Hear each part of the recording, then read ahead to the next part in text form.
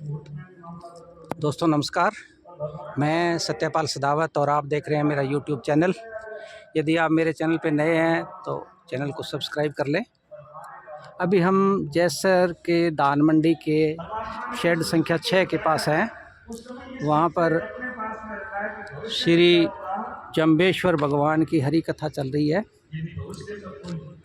ये हरि कथा का आयोजन जैसर की जो बिश्नोई समाज सेवा समिति है उसके द्वारा किया गया है। लोगों के लाने ले जाने के लिए यहाँ पर यातायात के साधनों की व्यवस्था की गई है। आइए अपने चलते हैं हरि कथा के अंदर, सुनते हैं हरि कथा। केवल भगवान के नाम का अपने आगे के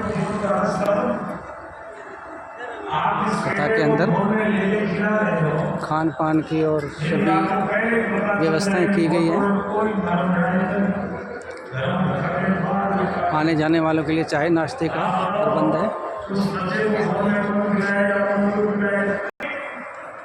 भविष्य तो जीवन का रस खत्म हो गया।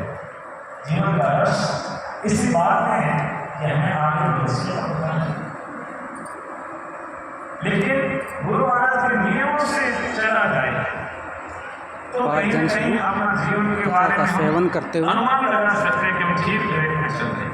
श्रवणकर्ताओं में महिलाओं की संख्या ज़्यादा है और सड़क के नियमों का पालन कर रहे हो, सीट बेल्ट लगा रखा है, गाड़ी जो है स्पीड चल रही है और अपनी साइड में चल रहे हो, सावधानी से चल रहे हो, तो पूरी आशा है कि आप लोग जो है अपनी गलती से नहीं जाओगे। कोई सामने वाला गलती करके अंदर आ जाए तो भी यदि आप नियंत्रण के साथ में चल रहे हो तो आपका बचाव होने की संभावना ज़्यादा है। लेकिन आप अनियंत्रित होकर के चल रहे हो तो खुद का भी कोई पता नहीं और आगे आप कितनों को लपेटोगे वो भी पता नहीं। इसलिए जीवन को नियमों में आबद्ध करके हम चलेंगे तब जीवन जो है बड़े आनंद के साथ में व्यतीत होता है और जीवन को आनंद से बिताने के लिए ही गुरु महाराज के लिए नियम हमारे बताते हैं। तो 30 दिन के दौरान सूतक रखा और बाद में जब चलू गिरा दिया तो उस बच्चे का ज्योतिष से प्रभाव भी घट जाता है। ज्योतिष से प्रभाव भी उसके लिए निष्प्रभावी। 30 दिन पूरे हो गए, 30वें दिन किसी ज्ञानी व्यक्ति, गुणी व्यक्ति जो संस्कार की विधि का जानकार हो, ऐसा नहीं हो कि किसी को भी लाया मारे चलो तेरा अध्यावन करती वो सब जानने वाली भला ही नहीं जाना जाने जो तैयार कर दी। ऐसे जो संस्कार होता है उसमें विधियों का बड़ा महत्व होता है। बिना विधि के किया गया संस्कार अपूर्ण होता है, पूर्ण नहीं माना जा सकता। तो आसपास में क्षेत्र में जब 30 दिन का समय आपके पास में है तब आप पहले से निर्धारित करें कि आपको हमारे सूतक के लिए आना निकालने के लिए। तो कोई नज़दीक दूर होगा या कोई दूसरे कार्यक्रम में बाहर जाने का उसका रूटीन होगा तो भी वो तय रखेगा कि फलां तारीख को किसी के संस्कार करने के लिए जाए। अक्सर क्या होता है कि जिस दिन चढ़ू गिराना होता है लोगों को उससे पहले दिन याद आता है या फिर ठीक उसी दिन भी कई लोग फोन कर देते हैं, जो चाहे पंडित होता है, चाहे कोई पुजारी होता है या चाहे कोई भी जिनसे हम संस्कार करवा रहे हैं, सेम डे उसको फोन करेंगे हमारे चढ़ू गिराना। वो कहेगा मेरे तो कार्यक्रम निर्धारित है, बोले तेरो बड़ो हीरो जो है हमारे चढ़ू गिराना और तुम आवे कौन। तो हमारे पहला वो काम पहला हम बस कर दे पहला मारो हमारे कृष्णा के धर्म हुए 30 दिन हो गया तुम अभी उनका नहीं करें। तो हम लोग तुरंत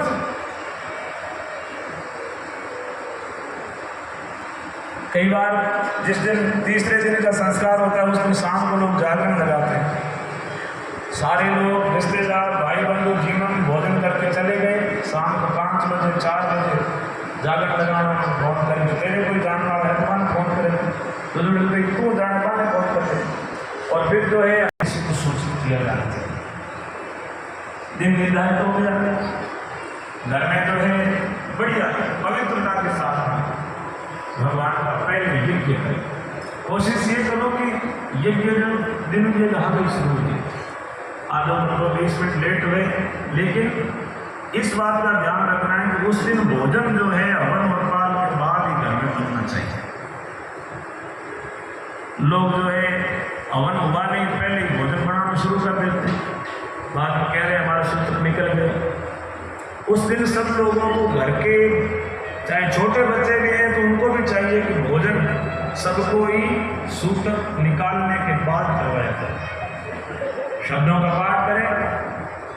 शब्दों का पाठ 120 हमारे शब्द हैं गुरु महाराज के। यदि समय साधन और श्रद्धा है तो 120 शब्दों का पाठ किया जाना चाहिए।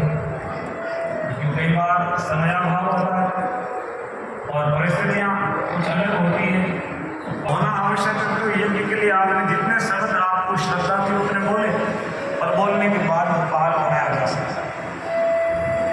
120 शब्द बोलने का समय है तो बहुत अच्छी बात है।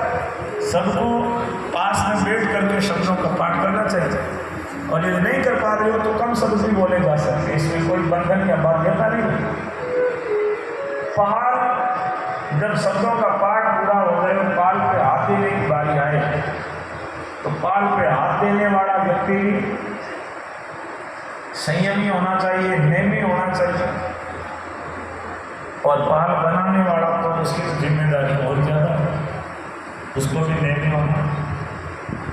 तो दोनों धर्मात्मा हैं तो उसका प्रभाव उस बालक के लिए दूरगामी बहुत महत्वपूर्ण होता है।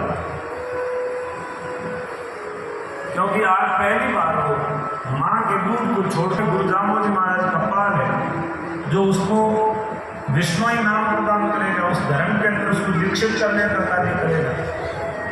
तो ये पहाड़ कई जगह लोग कहते थे महाराज घर के धनी हुई ग्राम से घर वो धनी थी, दारू पीने वाला हो रहे, तम्बाकू खाने वाला हो, बीड़ी पीने वाला हो, तो कोई जरूरी नहीं है कि घर के मालिक से बुलाए।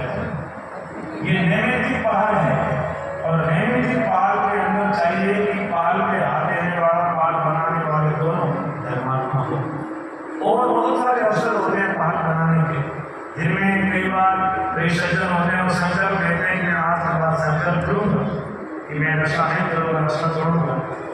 तो वो छोड़ने का संकल्प ले रहे हैं तो भी आज के दिन उनको पहाड़ पे हाथ देना गाँव में कोई मिलेगा, और गाँव में यदि कोई बिना नशे वाला नैन का काम करने वाला नहीं तो बहुत हालात से